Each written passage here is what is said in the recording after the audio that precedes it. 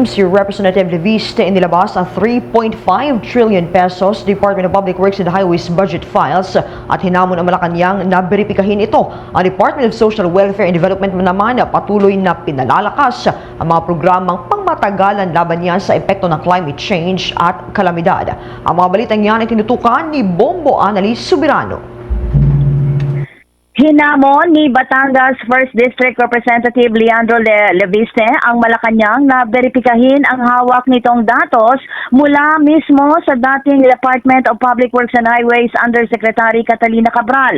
Tugon ito ni Leviste sa naging pahayag ni Palace Press Officer Undersecretary Claire Castro na tanging mga dokumentong opisyal na napatotohanan ng Department of Public Works and Highways ang kilalanin ng Malacanang. Giit ni Yusek Castro, ang iba ay ituturing na hearsay o chismis na walang sapat na batayan. Bilang tugon, sinabi ni Leviste maaring direktang kumpirmahin ito ni Yusek Castro ang mga datos kay Secretary Vince Dizon.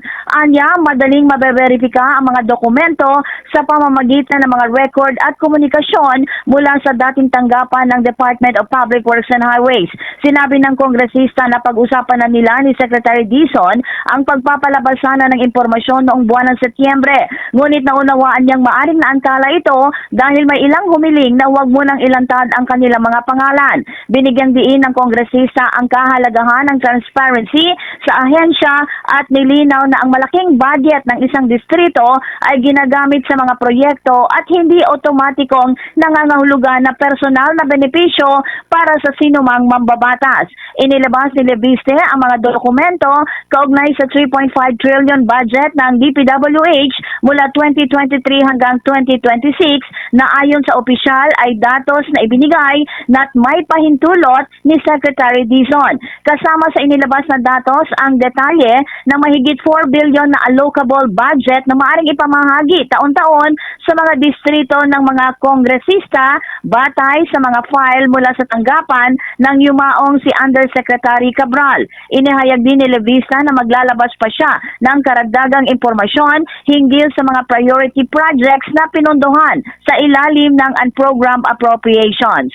Pakinggan natin si Batangas Representative Leandro Leviste. Report yung nasa 19th Congress.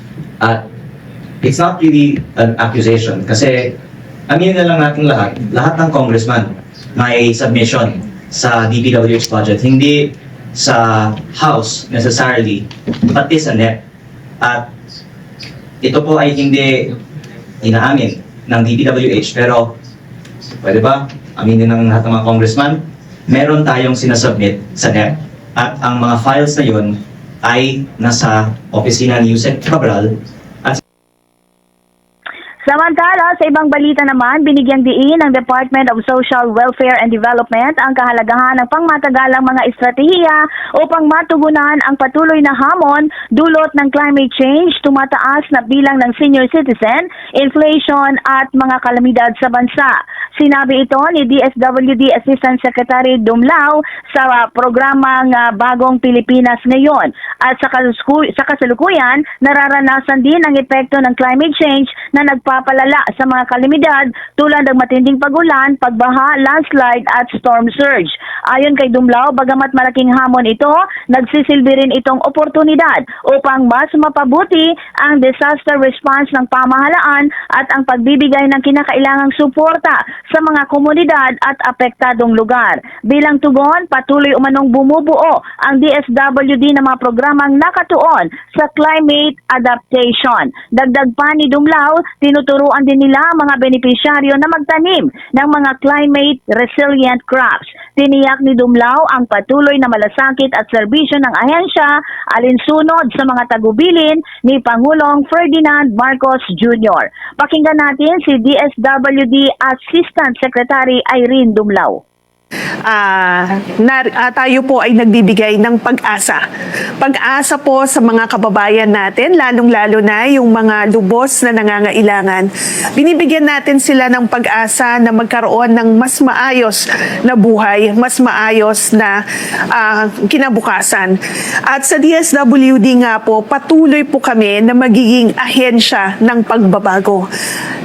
Nais po nating banggitin na hindi lamang po tayo magbibigay magbibigay ng relief assistance, but we will also empower the poor, the marginalized, and the vulnerable para matuto po sila na tumayo sa sarili nilang paa at sila rin po ay makatulong sa mga kapwa nila na nangangailangan. Si Assistant Secretary Irene Dumlao ng Department of Social Welfare and Development. Mula sa Malacanang, Bombo Anali Montaño Soberano nag-uulat. And this is Bombo Radio Philippines, the #1 and most trusted source of news and information. Basta Radio, Bombo! For the most trusted source of news and information, visit our website at www.bomboradio.com. Follow us on Bombo Radio mobile app, Facebook, YouTube, TikTok, and X, formerly Twitter. Like, share, and stay connected. Anytime, anywhere.